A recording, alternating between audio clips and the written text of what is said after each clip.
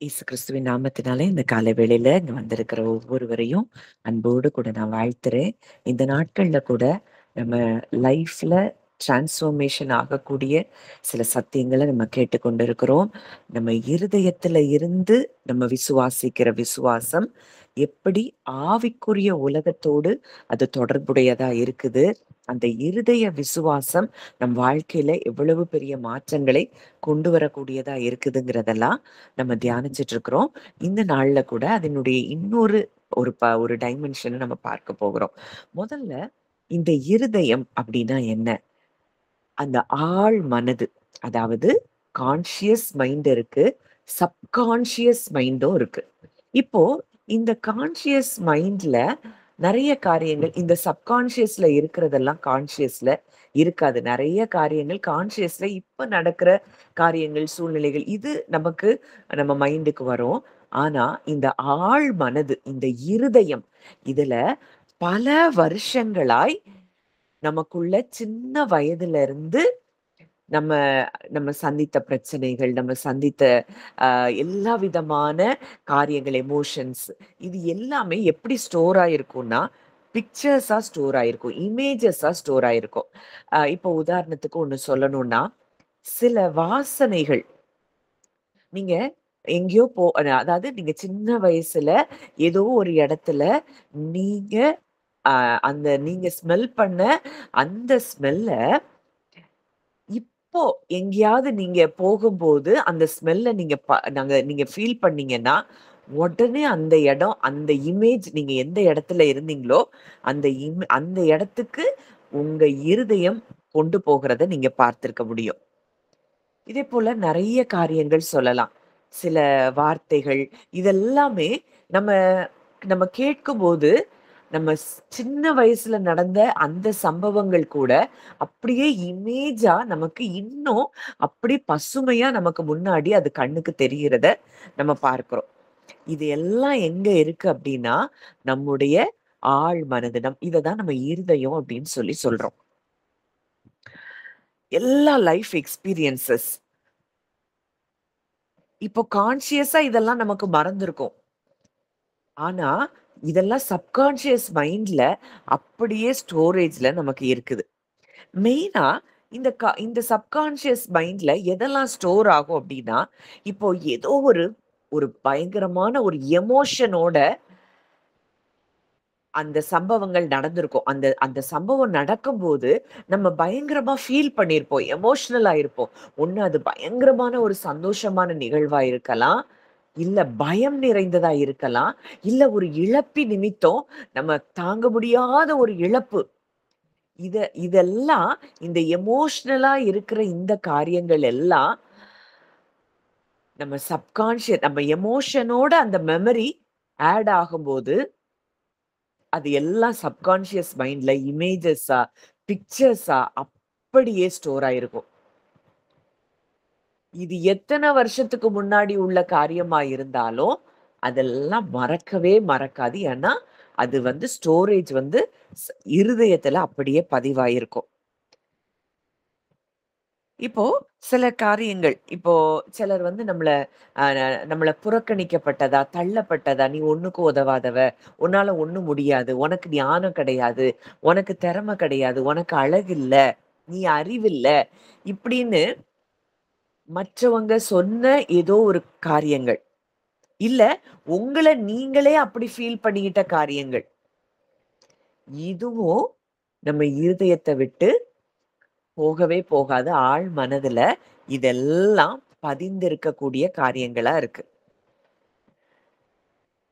அப்போ இதுல ஆழ் மனதுல எப்படிப்பட்ட இப்படி அப்போ எந்த காரியங்கள் எல்லாம் பதிந்திருக்கு அப்படின்னா, ரெப்படிஷன் திரும்ப, திரும்ப, திரும்ப, திரும்ப ஏதோ ஒண்ண கேட்கிறோம். ஏதோ ஒண்ண செஞ்சுட்டே இருக்கோம்.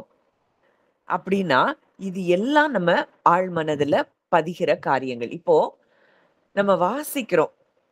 நம்ம இங்கிலீஷோ, தமிழோ இல்ல நமக்கு என்ன லாங்குவேஜோ நம்ம வாசிக்கிறோம்னா, இதெல்லாம் நம்ம திரும்ப திரும்ப சின்ன வயதுல இருந்து நம்ம படித்த காரியங்கள், நம்ம வாசித்த காரியங்கள், இது எல்லாமே நமக்கு என்ன செய்யுது?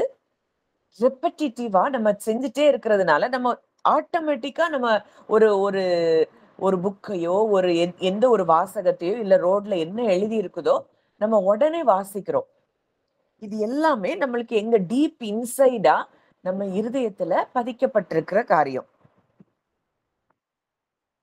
அதே மாதிரி ஸ்ட்ராங் எமோஷன் நான் சொன்ன காரியங்கள் தான். முதல்ல ரெப்படிட்டிவா எதெல்லாம் செய்றோமோ, இதெல்லாம் நம்ம இருதயத்துல ஸ்டோர் ஆகுது. அடுத்ததா ஸ்ட்ராங் எமோஷன்.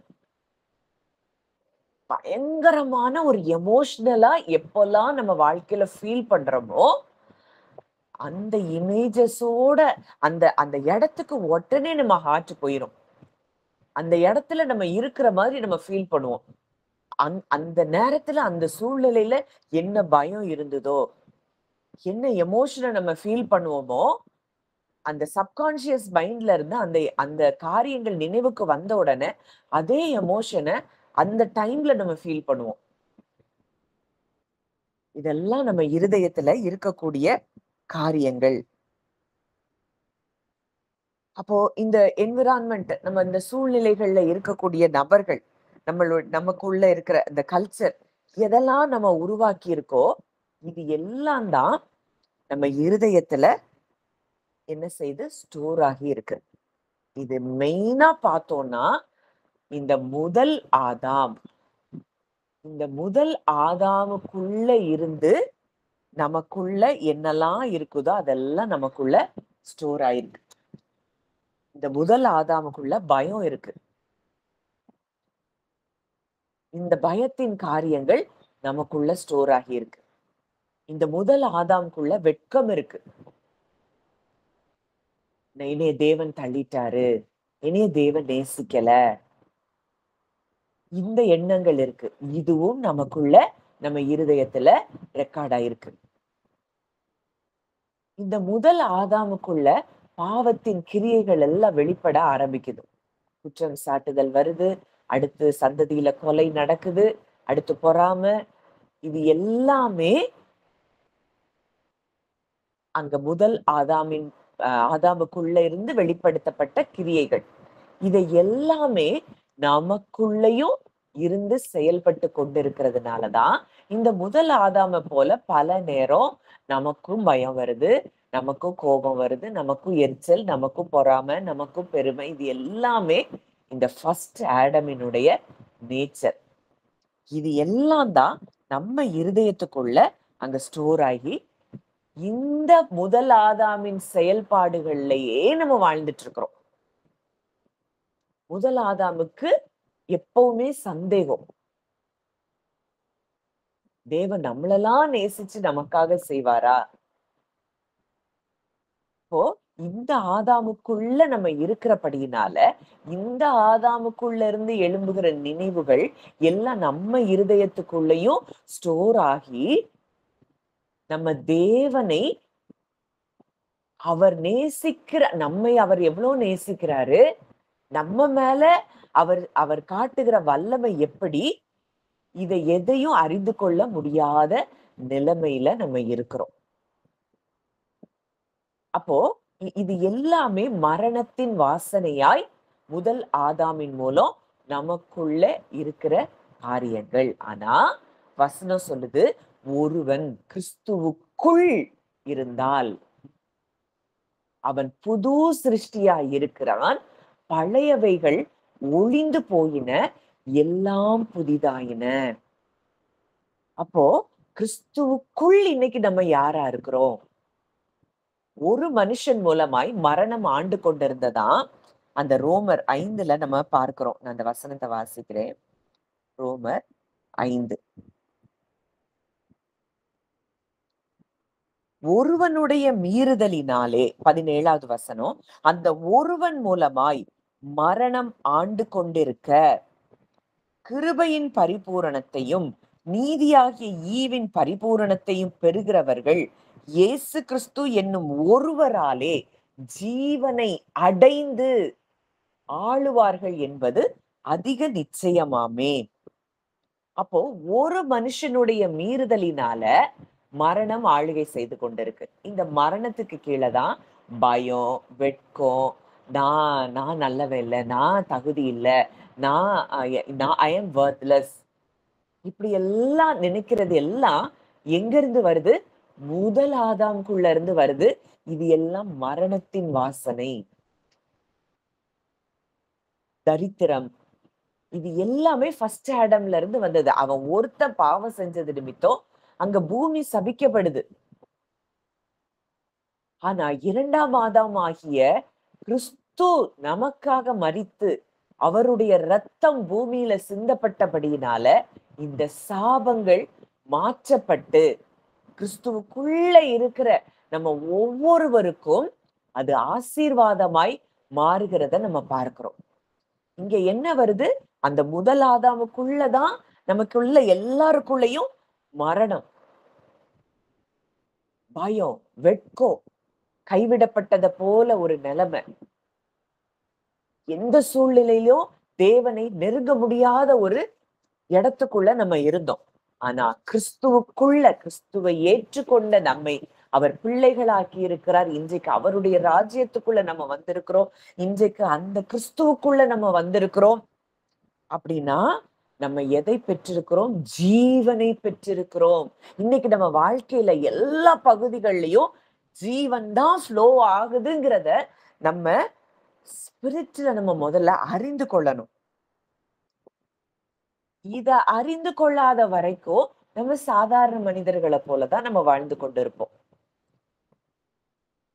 அப்போ ஒவ்வொரு பகுதிகள்லயும் அது குடும்பத்துல ஏற்பட்ட பிரிவினைகளா இருக்கலாம், இல்ல பலவீனங்களா இருக்கலாம், வியாதிகளா இருக்கலாம்.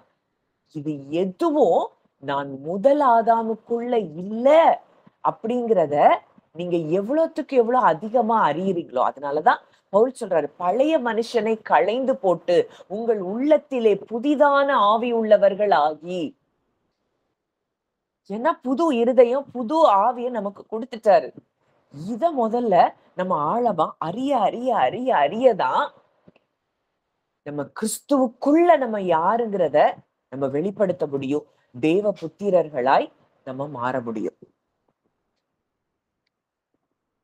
அப்போ இத நம்ம ஆழமா அறிய தொடங்கணும். கிறிஸ்துவுக்குள் நம்ம யாரு? நீங்க கிறிஸ்துவுக்குள்ள நீங்க யாரா இருக்கிறீங்க? இந்த கிறிஸ்து எதையெல்லாம் அவர் விழுங்கி இருக்கிறார்? அவர் மரணத்தை ஜெயமாக விழுங்கி இருக்கிறார். அவங்க எல்லாரும் நினைச்சாங்க, இந்த கிறிஸ்துவ சிலுவையில அடிச்சு கொன்னுட்டோம்னா, இதுக்கு மேல இவர் நம்மள என்ன செய்ய முடியாது? அதிகாரம் செலுத்த முடியாது அப்படின்னு நினைச்சு அங்க என்ன செஞ்சாங்க? அவரை சிலுவையில அறைஞ்சாங்க.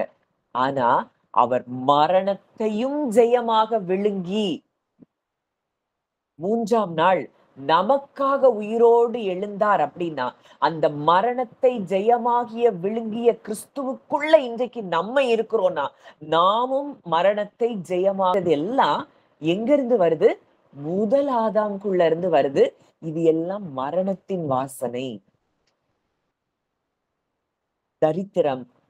இது எல்லாமே ஃபர்ஸ்ட் ஆடம்ல இருந்து வந்தது. அவன் ஒருத்தன் பாவம் செஞ்சது நிமித்தம் அங்க பூமி சபிக்கப்படுது.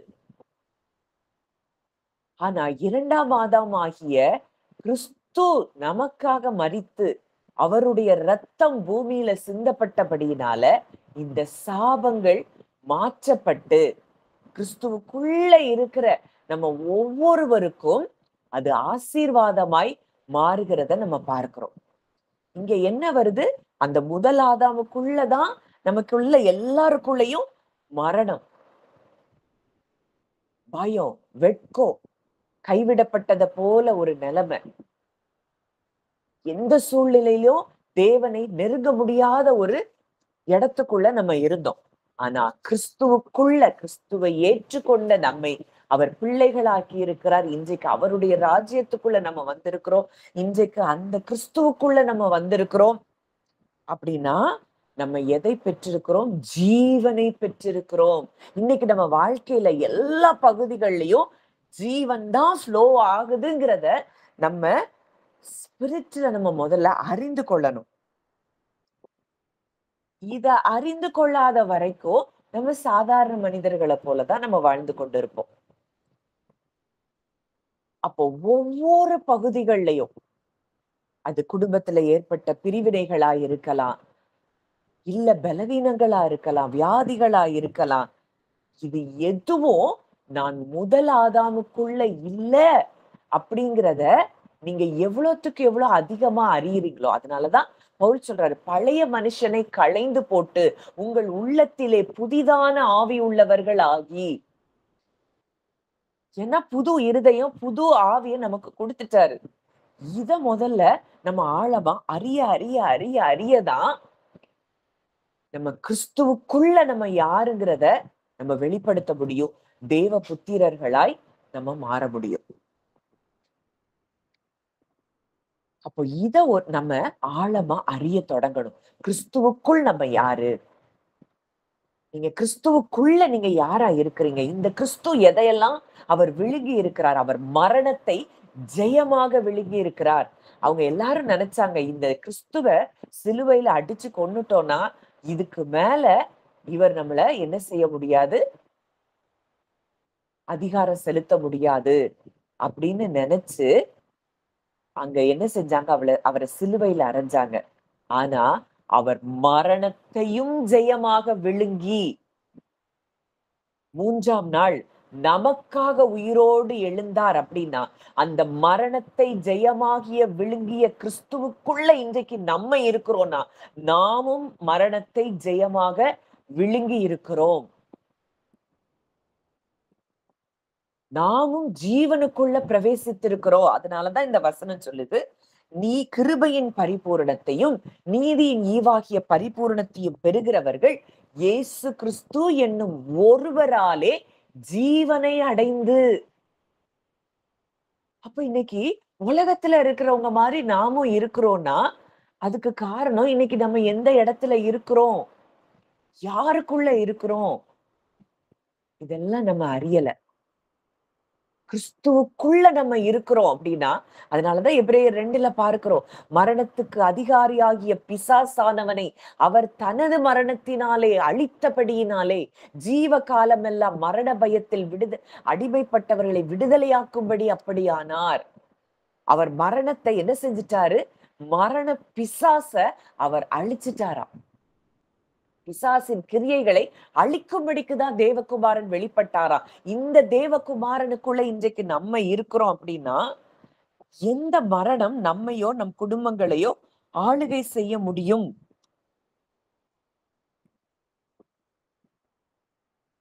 அப்போ இந்த கிறிஸ்துவுக்குள்ள நம்ம யார் அப்படிங்கிறத நம்ம ஆழமா அறிய அறிய அறிய அறிய நம்ம வாழ்க்கையில ஜீவன் பெருகுகிறத பார்க்க முடியும்.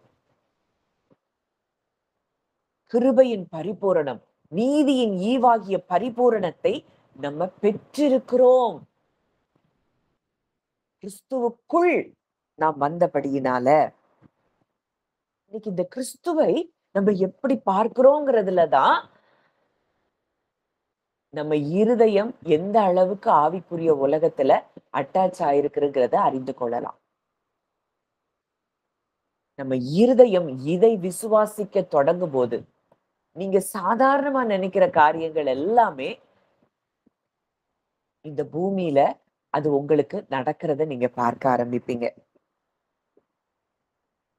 அப்போ இன்றைக்கு இந்த சத்தியங்களினால நம்ம நிரப்பப்படும் பொழுது நமக்குள்ள விசுவாசம் பெருகுது, சமாதானம் பெருகுது. நம்ம கிறிஸ்துவை போல வாழ ஆரம்பிக்கிறோம். முதல் ஆதாமுக்குள்ள இருந்த அந்த சுவாவங்கள் நமக்குள்ள அது என்ன செய்யுது? களைந்து போடப்படுகிறது. 2ஆம் ஆதாமாகிய கிறிஸ்துவுக்குள்ள நம்ம வந்திருக்கிறபடியினால இந்த கோபம், எரிச்சல், பொறாமை, சந்தேகம், அவிசுவாசம் இது எதுவும் நம்ம பக்கத்துல கூட வர முடியாது. ஏன்னா குமாரனுடைய ஆவி இன்றைக்கு நம் இருதயத்திலே ஊற்றப்பட்டிருக்கிறது. குமாரனுடைய ஆவி. அப்ப குமாரனுடைய ஆவி நமக்குள்ள ஊற்றப்பட்டிருக்கிறத நம்ம எவ்வளவுத்துக்கு அறியறோமோ, குமாரனுக்கு எங்கேயாவது எதை குறிச்சாவது பயம் இருந்ததா, கலக்கம் இருந்ததா, அவிசுவாசம் இருந்ததா, அங்க தேவ அன்பு அவர் சந்தேகப்பட்டாரா?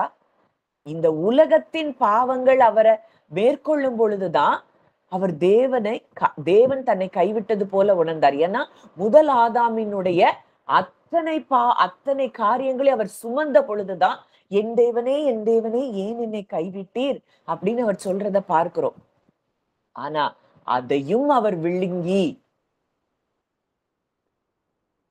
பிதாவின் அன்பை, பயத்தின் எண்ணங்களை விட்டுட்டு வேத வார்த்தைகளை நம்ம கிறிஸ்துவுக்குள்ள நம்ம யாரா இருக்கிறோங்கிறத அதிகமா நம்ம என்ன செய்யணும்? தியானிக்க ஆரம்பிக்கணும். அதை இமேஜினேஷன்ல பார்க்க ஆரம்பிக்கணும்.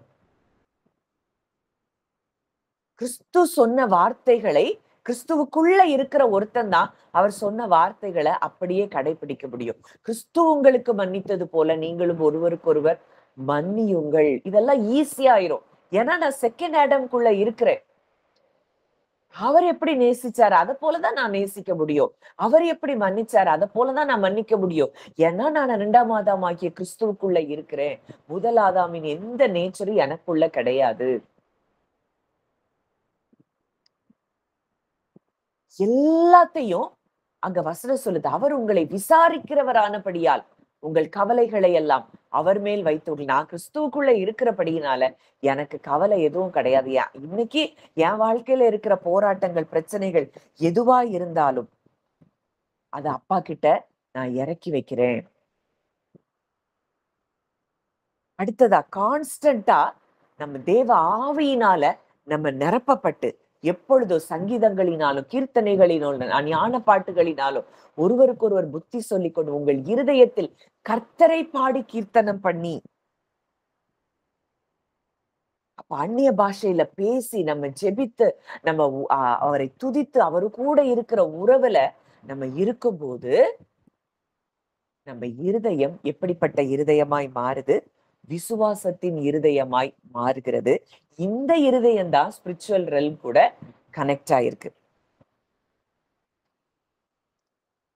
எல்லா காவலோடும் உன் இருதயத்தை காத்துக்கொள். நெகட்டிவ் இன்புட்ஸ், நெகட்டிவான மக்கள் கூட அவங்க பேசுகிற வார்த்தைகளை நம்ம என்ன செய்யக்கூடாது? உள்ள கொண்டு போக கூடாது. விஷம் நிறைந்த செய்திகள், டாக்ஸிக் நியூஸ், அன்காட்லி என்விரான்மெண்ட், அதாவது தேவனை அறியாத விதத்துல இருக்கிற மக்கள் பேசுகிற அந்த சூழ்நிலைகள்ல இருந்து உங்க காதுகளை அவங்க பேசுகிற வார்த்தைகளுக்கு என்ன செய்யக்கூடாது? செவி கொடுக்க கூடாது. எதிர்மறையான கான்வர்சேஷன்ஸ் நீங்க வளருகிற வரைக்கும் இதை எல்லாத்தையும் நிச்சயமா நீங்க அவாய்ட் பண்ணணும்.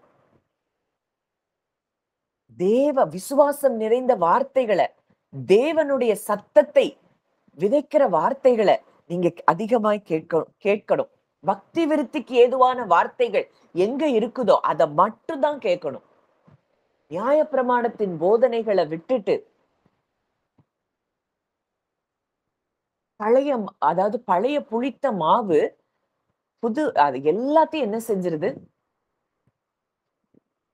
அந்த பழைய துருத்தி, அந்த புது துருத்தியில பழைய திராட்சை ரசத்தை ஊத்தாதீங்க அப்படின்னு சொல்லி இயேசு கிறிஸ்து சொல்றாரு.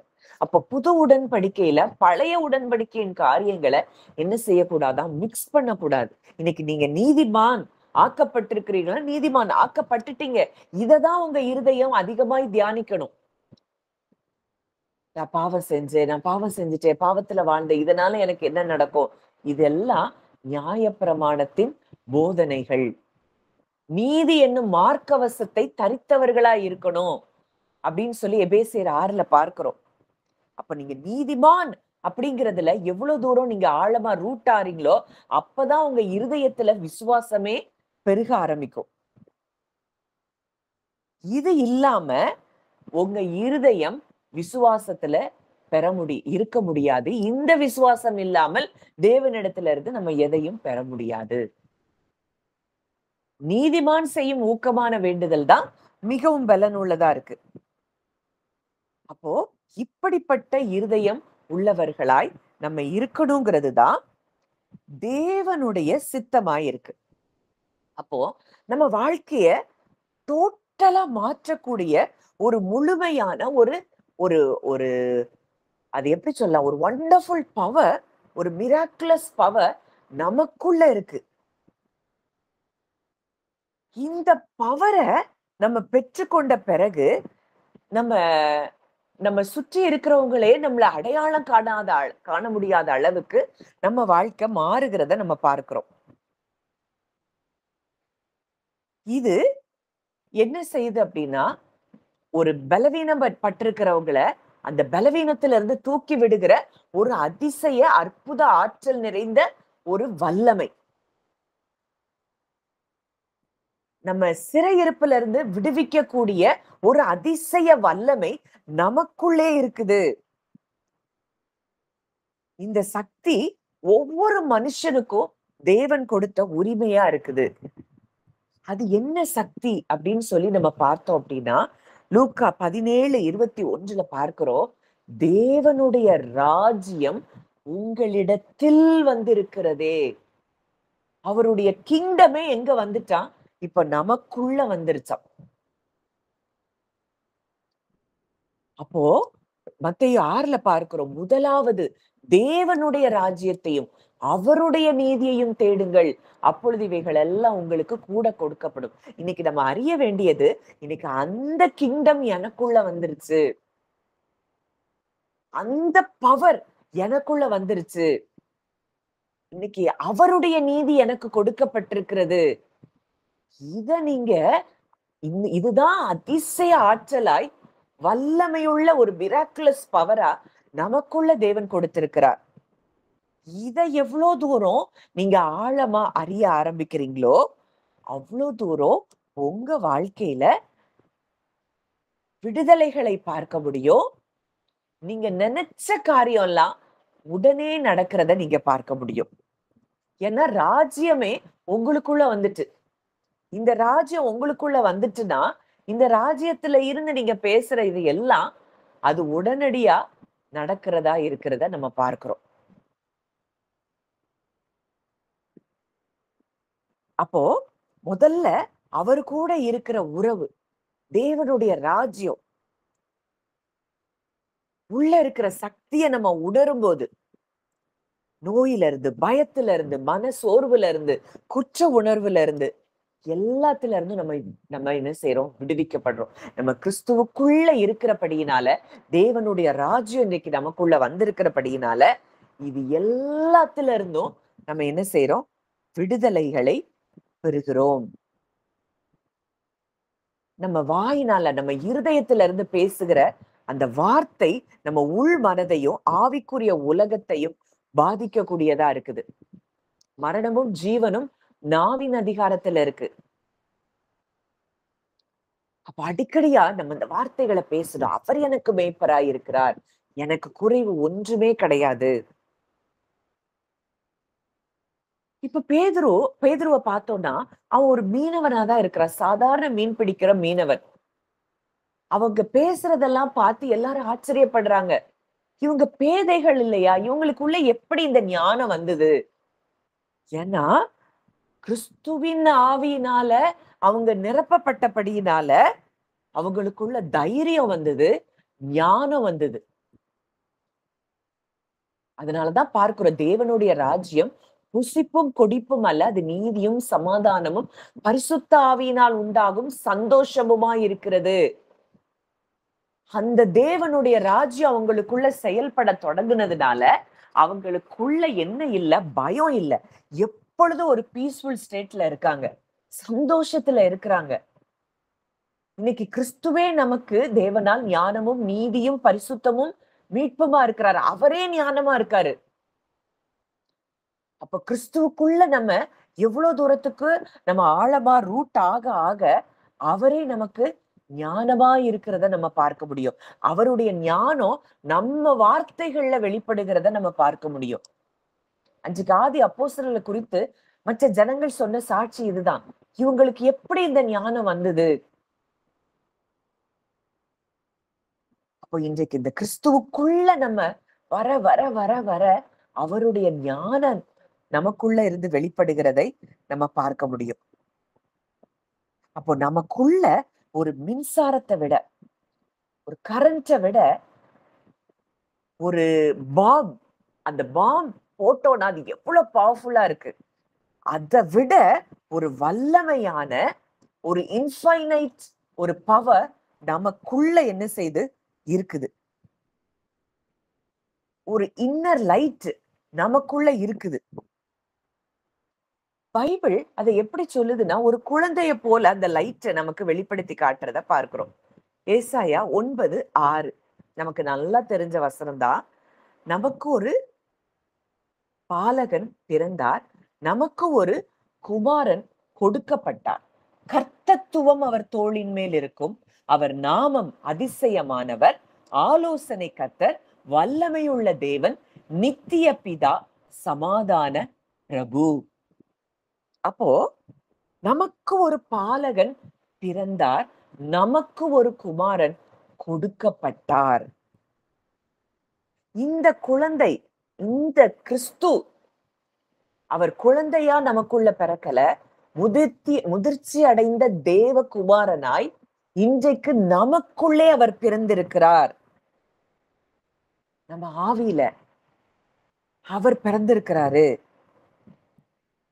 அப்போ முந்தி இருந்த நம்ம நிலைமை, நம்ம இருள்ல இருந்தோம், நம்பிக்கையற்ற நிலைமையில இருந்தோம். மரணத்தின் அங்க 2வது வசனம் பார்க்கிறோம். மரண இருளின் தேசத்தில் குடியிருக்கிறவர்கள் மேல் வெளிச்சம் பிரகாசித்தது. இந்த கிறிஸ்து நமக்குள்ள பிறந்ததுனால நமக்குள்ள என்ன பிரகாசிக்குது? வெளிச்சம் பிரகாசிக்கிறது. சோர்வடைந்த, மனமுடைந்த, உடைக்கப்பட்ட நிலைமையில இருந்த நமக்குள்ள இந்த கிறிஸ்து பிறந்தபடியினாலே நமக்கு உள்ள என்ன உண்டாயிற்று? வெளிச்சம் உண்டாகுது. ஒவ்வொருவர், எந்த மனுஷனையும் பிரகாசிப்பிக்கிற மெய்யான ஒளி இன்றைக்கு எங்க பிறந்துட்டாரு? நமக்குள்ள அவர் பிறந்திருக்கிறார். நம்ம ஆவியில அவர் பிறந்திருக்கிறார். ஒருவன் கிறிஸ்துவுக்குள் இருந்தால் அவன் புது சிருஷ்டி. இன்னைக்கு நாம என்ன செஞ்சுட்டோம்? புதிதாய் பிறந்திருக்கிறோம். அப்போ இந்த கிறிஸ்து நம்ம உள்ளத்துல ஆட்சி செய்ய ஆரம்பிக்கும் போது அவர் என்ன செய்யறாரு? சாத்தியம் இல்லாததை நம்ம வாழ்க்கையில செய்கிறார். சரியான ஆலோசனைகளை கொடுத்து அவர் வழி நடத்துகிறார். அந்த 6வது வசனத்துல சொல்லப்பட்டிருக்கிற காரியங்கள் தான். எப்பொழுதும் நம்மை பாதுகாக்கிறவராய் அவர் நம்ம கூட இருக்கிறார். எல்லா பிரச்சனைகளுக்கும் வல்லமை உள்ள தேவன். அதுக்கு மேல அவர் இருந்து நம்ம அந்த பிரச்சனைகள்ல இருந்து அவர் என்ன செய்யறார்? நம்மை வெளியே கொண்டு வருகிற தேவனாய் இருக்கிறார். நமக்கு சமாதானத்தை தருகிறவராய் இருக்கிறார். அப்போ நம்ம ஏற்கனவே பார்த்ததுதான். கரண்ட் இருக்கு, நம்ம வீட்டுல சுவிட்ச போட்டாதான் அது என்ன செய்யும்? அது எரியும். அது போல இதை நம்ம விசுவாசிக்கதான் நமக்குள்ள இருக்கிற அந்த லைட் என்ன செய்யும்? பிரகாசிக்க ஆரம்பிக்கும். எந்த மாற்றமும் நமக்குள்ள கிரியை செய்கிறத நம்ம உணர முடியும். எப்போ நம்ம நம்பிக்கை, நம்ம விசுவாசம்ங்கிற அந்த லைட்டை நம்ம போடும்போது நமக்குள்ளே மாற்றங்கள் வருகிறத நம்ம பார்க்க முடியும். எந்த ஒரு சின்ன விஷயமோ பெரிய விஷயமோ அவர் ஆட்சி செய்கிறார். கர்த்தத்துவம், government shall be upon his shoulder. இன்னைக்கு அவர் நமக்குள்ள இருக்கிறார்னா, அவர் தான் நம்மை ஆட்சி செய்கிறார்னா, அது சின்ன விஷயமோ பெரிய விஷயமோ அத அவர்கிட்ட நம்ம கொடுத்துட்டோம் அப்படின்னா, அவர் அந்த காரியங்கள்ல அவர் அழகா செயல்பட்டு நமக்கு வெற்றியை கொடுப்பார். நம்ம சோர்ந்து போய் தள்ளாடி கவலையோட பலவீனமா உடல் நலம் இல்லாம மனசோர்வுல இருக்கிறதுக்கு காரணம் என்னன்னா, நம்ம என்ன செய்யல? கர்த்தத்துவத்தை உடையவரிடத்துல ஆட்சி அவர் செய்கிறார். அந்த ஆட்சியை செய்கிறவர்கிட்ட நம்ம என்ன செய்யல? அந்த காரியங்களை ஒப்பு கொடுக்கல. இன்னைக்கு அவர் நமக்குள்ளதான் இருக்கிறாரு. நம்ம அவருக்குள்ளதான் இருக்கிறோம். ஆனா government shall be upon thy shoulder. அவருடைய தோள்களின் மேல கர்த்தத்துவம் இருக்குதுன்னா, இன்னைக்கு உங்க வாழ்க்கையில நீங்க எதையும் நம்ம மனுஷனாய் ஆளுகை செய்ய முடியாது. அப்ப கிறிஸ்துவ நமக்குள்ள இருக்கிறார். கிறிஸ்துவுக்குள்ள நம்ம இருக்கிறோம்னா, நமக்குண்டான கவலைகள், பாரங்கள், கஷ்டங்கள் எல்லாத்தையும் அவர்கிட்ட அந்த கிறிஸ்துவுக்குள்ள நம்ம கொடுக்கும் போது நம்ம வாழ்க்கை லகுவாய் மாறுகிறத நம்ம பார்க்கிறோம். அந்த சுமை நமக்கு பெரிதா இருக்கிறதுனால அந்த சுமையை சுமந்தே நம்ம முறிஞ்சு போயிட்டோம். அந்த ஆட்சியை நடத்துகிற அந்த தேவனிடத்துல நம்ம சுமையை கொடுக்கும் போது அவர் எப்பொழுதுமே சோர்வில்லாதவரா நம்ம பார்க்கிறோம். அனாதியான தேவன் சோர்வடைவதும் இல்லை, இளைப்படைவதும் இல்லை. அப்போ அப்படி சோர்வடையாத தேவன் கிட்ட அந்த நமக்கு நமக்கு வந்த அந்த சுமைகளை அவர்கிட்ட கொடுக்கும் போது அவர் அந்த பிரச்சனைகளை அழகா, சுலபமா, ஈஸியா நமக்கு ஜெயமாய் அவர் மாற்றி தருகிறதை நம்ம பார்க்க முடியும். இந்த சுமைய அவர் எப்படி ஏற்றுக்கொள்கிறாரா? மகிழ்ச்சியோட ஏற்றுக்கொள்கிறாரா? வருத்தப்பட்டு பாரம் சுமக்கிறவர்களே, நீங்கள் எல்லாரும் என்னிடத்தில் வாருங்கள், நான் உங்களுக்கு இளைப்பாறுதல் தருவேன். அந்த நிமிஷத்துல நீங்க எப்ப உங்க பிரச்சனைய கர்த்தத்துவம் அவர் மேல இருக்கு, அதனால அவர்கிட்ட நான் என் பிரச்சனைகளை ஒப்பு கொடுக்கிறேன்னு நீங்க கொடுக்கும் போது அந்த நொடி பொழுதுல இருந்து உங்க பிரச்சனைகளுக்கு ஒரு முடிவின் ஆரம்பம் உண்டாகிறத நீங்க பார்க்க முடியும். கர்த்தர் மேல் உன் பாரத்தை வைத்து விடு, அவர் உங்களை விசாரிக்கிறவர். அதனால உங்கள் கவலைகளை எல்லாம் அவர் மேல் வச்சிருங்க. இந்த குமாரன் நமக்காகவே பிறந்திருக்கிறத இதன் மூலம் நம்ம அறிந்து கொள்ளலாம். யாரெல்லாம் அவரை நீங்க ரியலா பார்க்கிறீங்களோ, கிறிஸ்துவ நீங்க ரியலா பாக்குறீங்களோ, உங்க எல்லாருக்குள்ளயும் இருக்கிற அந்த கவலைகளை இன்றைக்கு அவர் மேல வைங்க. கர்த்தத்துவம் அவர் தோளின் மேலதான் இருக்கு, உங்க தோள் மேல இல்ல. நீங்க எதையும் கவலைப்பட்டு சாதிக்க முடியாது. இந்த கிறிஸ்துவுக்குள்ள நம்ம இருக்கிறோம். இந்த கிறிஸ்து எனக்குள்ள இருக்கிறாருன்னா, ஆட்சி செய்கிற அதிகாரம் அவர்கிட்ட இருக்கு அப்படின்னா, ஆட்சி செய்கிறவர் இடத்துல உங்க கவலைகளை ஒப்பு கொடுங்க. ஏன்னா கர்த்தத்துவம், ஆட்சி செய்கிற உரிமை அவரிடத்துல இருக்கு. கர்த்தத்துவம், இத நீங்க நல்லா தியானிங்க. இன்னைக்கு முழுவதுமாய் இந்த வார்த்தையை நீங்க தியானிச்சாலே போதும். அவர் எப்படி உங்க காரியங்களை மாற்றுகிறார், நீங்க எதிர்பார்த்ததுக்கும் மேலாய் அவர் உங்க வாழ்க்கையில நன்மைகளை செய்கிறார் அப்படிங்கிறத நீங்க பார்க்க முடியும். இந்த சுமையை ஒப்பு கொடுக்கிற இந்த செயல்முறைய நம்ம என்ன செய்யணும்? நிச்சயமா செய்யணும். நமக்கு ஒரு பாலகன் பிறந்தார், நமக்கு ஒரு குமாரன் கொடுக்கப்பட்டார்.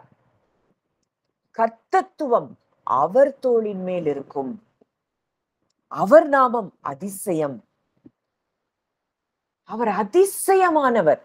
இந்த அதிசயமானவருக்குள்ளதான் நம்ம இருக்கிறோம். இந்த அதிசயமானவர் நமக்குள்ளதான் இருக்கிறார்னா நம்ம வாழ்க்கையில எல்லாமே அதிசயமா தான் நடக்கும். அதனால நீங்க எதை குறிச்சும் பயப்பட வேண்டியதில்லை. அவர் ஆலோசனை கர்த்தர். ஒருவேளை முடிவெடுக்க முடியாத சூழ்நிலைகள்ல இருக்கீங்களா? இந்த கிறிஸ்துவுக்குள்ள நான் இருக்கிறேங்கிறதுல நீங்க எவ்வளவு தூரத்துக்கு நீங்க ஆழமா நீங்க ரூட் ஆகுறீங்களோ, உங்களுக்கு ஏற்ற சமயத்துல ஏற்ற ஆலோசனைகளை அவர் உங்களுக்கு கொடுக்கிறத நீங்க பார்க்க முடியும். அவர் வல்லமையுள்ள தேவன். உங்க வாழ்க்கையில அவர் எதை செய்யணும்னு நீங்க விரும்புறீங்களோ அதற்கும் மேலாய் செய்யக்கூடிய வல்லமையுள்ள ஆற்றல் நிறைந்த தேவன் இன்றைக்கு உங்களுக்குள்ள இருக்கிறார். அவருக்குள்ள நீங்க இருக்கிறீங்க. அப்போ விசுவாசம், இருதய விசுவாசம்னா சும்மா சாதாரணமாலாம் வராது. அது எப்ப வரும்? கிறிஸ்துவுக்குள்ள, இரண்டாம் ஆதாமாகிய கிறிஸ்துவுக்குள்ள நான் இருக்கிறேன். முதல் ஆதாமுக்கும் எனக்கும் சம்பந்தமே கிடையாது. முதல் ஆதாமினுடைய நேச்சரே எனக்கு கிடையாது. முதல் ஆதாமுக்குள்ள இருந்த பயம், கவலை, கோபம், எரிச்சல், பகை, வைராக்கியம், விரோதம், இது எதுவும் எனக்குள்ள இல்ல. கிறிஸ்துவுக்குள்ள இருக்கிற அன்பு மாத்திரம்தான் எனக்குள்ள இருக்கு. கிறிஸ்துவுக்குள்ள இருக்கிற மன்னிக்கிற தன்மை மாத்திரம்தான் இருக்கு. கிறிஸ்து எல்லாரையும் ஆசீர்வதிச்சாருன்னா மற்றவர்களை ஆசீர்வதிக்கிற தன்மை மாத்திரம்தான் எனக்குள்ள இருக்குது. அப்படிங்கிறதெல்லாம் நம்ம ஆழமாய் அறிய ஆரம்பிக்கும் போது நம்ம இருதயத்துல விசுவாசம் பெருக ஆரம்பிக்கும். இந்த இருதயத்திலிருந்து எழும்புகிற விசுவாசம் தான் ஆவிக்குரிய உலகத்துல நமக்காக தேவன் வைத்திருக்கிற நன்மைகளை சுதந்தரித்து கொள்ளக்கூடிய இருதயமாய் அது இருக்கும். அப்ப இன்றைக்கு நம்ம இருதயம் எப்படி இருக்கு? நம்ம இருதயம் முதல் ஆதாம்குள்ள இருக்கா? 2ஆம் ஆதாம்குள்ள இருக்குதா? இந்த காரியங்கள நீங்க அதிகமாய் நீங்க தியானிச்சு பாருங்க. இந்த ஏசாயா 9:6 நீங்க தியானிச்சு பாருங்க. ராஜாக்களுக்கெல்லாம் அவர் ராஜா. ராஜாக்களை தள்ளி ராஜாக்களை ஏற்படுத்துகிறவர். அவர்களுடைய இருதயங்களை நீர்க்கால்களைப் போல திருப்புகிற தேவன். இன்னைக்கு ஸ்டபர்ன் ஹார்ட் எந்த ஹார்ட்டா இருந்தாலும் அதை திருப்பக்கூடிய வல்லமை தேவனிடத்துல இருக்குதுங்கிறத நீங்க அறிந்து கொண்டீங்கன்னா, இன்னைக்கு உங்க குடும்பத்தின் மக்கள் உங்களுக்கு யாருக்காகலாம் நீங்க ஜெபித்து கொண்டிருக்கிறீங்களோ அவங்க இருதயத்தை அவர் திருப்புவது லேசான காரியம். அவர் கண்மலையை தண்ணீர் தடாகமாக மாற்றுகிறவர், கற்பாறைகளை நீரூற்றுகளாக மாற்றுகிறவர். இந்த கிறிஸ்து தான் உங்களுக்குள்ள இருக்கிறார். இந்த கிறிஸ்துவுக்குள்ளதான் நீங்க இருக்கிறீங்கிறத நீங்க ஆழமா அறிய அறிய அறிய அறிய அறிய உங்க இருதயங்கள்ல விசுவாசம் பெருக ஆரம்பிக்கும். இந்த இருதய விசுவாசம் உங்களுக்கு உண்டாகும் போது நீங்க நீங்க மனசுல நினைக்கிற காரியம் கூட இது இருந்தா நல்லா இருக்கும் அப்படின்னு நீங்க நினைச்சா கூட அது உங்களுக்கு உடனடியா உங்க உங்க கைக்கு அந்த காரியங்கள் வருகிறத நீங்க பார்க்க முடியும். ஏன்னா இந்த கிறிஸ்துவுக்குள்ளதான் எல்லாமே இருக்கு. இந்த கிறிஸ்து தான் நமக்குள்ள இருக்கிறார். அப்போ இதுல என்ன நம்ம பார்க்கிறோம்னா, நம்ம இருதயம் இளைப்பாறுதலுக்குள்ள வரணும், சமாதானத்துக்குள்ள வரணும், சந்தோஷத்துக்குள்ள வரணும். ஏன்னா தேவனுடைய ராஜ்யம் நமக்குள்ள வந்திருக்குன்னா அங்க நீதி, சமாதானம், பரிசுத்தாவியினால் உண்டாகும் சந்தோஷம், இத நம்ம பெற்றுக்கொண்டாதான் நம்ம ஆளுகை செய்ய முடியும். நம்ம பேசுறது உடனடியா நடக்கும். நீங்க யாருக்காவது ஜெபிக்கிறீங்கன்னா அந்த காரியம் இன்ஸ்டன்டா நடக்கும். இது எல்லாம் ராஜ்யம் நமக்குள்ள வந்துட்டு. ஆனா இந்த ராஜ்யத்தின் படி, ராஜ்யத்தின் நேச்சர்ல நம்ம இருக்கிறோமா? இந்த நீதியில நம்ம ஸ்திரப்பட்டு இருக்கிறோமா? சமாதானத்தை உடையவர்களா இருக்கிறோமா? பரிசுத்தாவியினால் உண்டாகும் சந்தோஷத்தை பெற்றிருக்கிறோமா? இதுல இருந்தாதான் இந்த ராஜ்யத்துல இருந்து நம்ம செயல்பட முடியும். அதனால இத அதிகமா தேடுங்க. ஆண்டவர் அதான் சொல்றாரு. தேவனுடைய ராஜ்யத்தை தேடுங்க, அவருடைய நீதியை தேடுங்க, இதெல்லாம் உங்களுக்கு கூட கொடுக்கப்பட்டுரும். அப்போ அதனுடைய அர்த்தம் இதுதான். நம்ம ரூட் ஆக வேண்டியது எதுல? சமாதானத்துல, பரிசுத்தாவியினால் உண்டாகும் சந்தோஷத்துல, கிறிஸ்துவுக்குள்ள நான் யாரா இருக்கிறேன். இதுல எவ்வளவு தூரம் நம்ம ரூட் ஆகுறோமோ அவ்வளவு தூரம் நம்ம என்ன செய்யறோம்? நன்மைகளை பெற்றுக்கொள்ளுகிறோம். ஆவிக்குரிய, பூமிக்குரிய அத்தனை ஆசீர்வாதங்களையும் நம்ம சுதந்தரித்துக் கொள்ளுகிறவர்களாய் மாறுகிறோம். தேவ புத்திரர்களாய், தேவ சாயலை நம்ம வெளிப்படுத்துகிறவர்களாய் மாற ஆரம்பிக்கிறோம். இன்னைக்கு இந்த சந்தோஷம், இந்த சமாதானம் நம்ம இருதயத்தை நிரப்பணுங்கிறதுக்காக தான் அவர் பூமிக்கு வந்தார். நமக்கு ஒரு பாலகனாய் அவர் பிறந்தார். நமக்காய் அவர் குமாரனாய் கொடுக்கப்பட்டார். கர்த்தத்துவம் அவர் தோளின் மேல் இருக்கிறது. அவர் நாமம் அதிசயமானவர், ஆலோசனை கர்த்தர், வல்லமையுள்ள தேவன், நித்திய பிதா, சமாதான பிரபு. இந்த கிறிஸ்து இன்றைக்கு உங்களுக்குள்ள இருக்கிறார். இந்த கிறிஸ்துவுக்குள்ள நீங்க இருக்கிறீங்கன்னா எந்த காரியங்களை குறிச்சு நீங்க கவலைப்படணும், சோர்ந்து போகணும்? இதுல நீங்க தியானிக்க தியானிக்க உங்க இருதயம் அப்படியே விசுவாசத்துல பெருக ஆரம்பிக்கும். நீங்க சூப்பர் நேச்சுரலா காரியங்கள் உங்க மூலமாய் அசாதாரணமாய் நடக்கிறத நீங்க பார்க்க முடியும். கர்த்தர் இப்படித்தான் ஒரு வெற்றியுள்ள ஒரு வாழ்க்கை வாழதான் நம்மளை அழைச்சிருக்கிறார். ஆனா இவ்வளவு நாளும் இதெல்லாம் புரியாம நம்ம ஏதோ சத்தியம்னு எதையோ இல்லாமோ கேட்டுட்டு இருந்தோம். ஆண்டவர் நம்முடைய கண்களை அவர் திறந்திருக்கிறார். மனக்கண்களை அவர் திறந்திருக்கிறார். இன்னும் இன்னும் அவரை அறியும்படியாய் நம்ம ஜெபிப்போம். கர்த்தர் பெரிய காரியங்களை நம்ம மூலமாய் அவர் ஒவ்வொரு நாளும் நம்ம வாழ்க்கையிலையும் செய்வார். நம்ம மூலமாய் மற்றவருடைய வாழ்க்கையிலையும் செய்வார். ஏன்னா அவர் உயிர்ப்பிக்கிற ஆவியா இருக்கிறாரா. அந்த உயிர்ப்பிக்கிற ஆவியானவர் இன்றைக்கு நமக்குள்ள இருக்கிறார். அந்த உயிர்ப்பிக்கிற ஆவியானவருக்குள்ள நம்ம இருக்கிறோம்னா நம்ம போற இடங்கள் எல்லாவற்றிலையும் நம்ம மற்றவர்களை உயிர்ப்பிக்கிறது தான் நம்முடைய வேலை. நீங்க பேச ஆரம்பிக்கும் போதே மற்றவங்க உயிர்ப்பிக்கப்படுவாங்க. இந்த இடத்துக்கு நம்ம வரணுங்கிறது தான் தேவனுடைய சித்தம். இந்த இடத்தை நோக்கிதான் நம்ம போயிட்டு இருக்கிறோம். நிச்சயமாய் அந்த தேவ புத்திரர்களாய் நம்ம எல்லாரும் எழுப்புவோம். கர்த்தர் நம்மை கொண்டு பலத்த காரியங்களை செய்ய போகிறார், செய்து கொண்டிருக்கிறார். அதனாலதான் இதெல்லாம் நம்ம அறிந்து கொண்டிருக்கிறோம். இந்த வார்த்தைகளை நீங்க அதிகமா தியானிங்க. கிறிஸ்துவுக்குள்ள நம்ம யார், இதை தியானிக்க உங்க ஆள் மனதுல இருக்கிற காரியங்கள் எல்லாம் அது வேரோடு அது அழிக்கப்பட்டோம். கர்த்தர் பெரிய காரியங்களை உங்க வாழ்க்கையில நிச்சயம் செய்வார். ஜெபிக்கலாம்.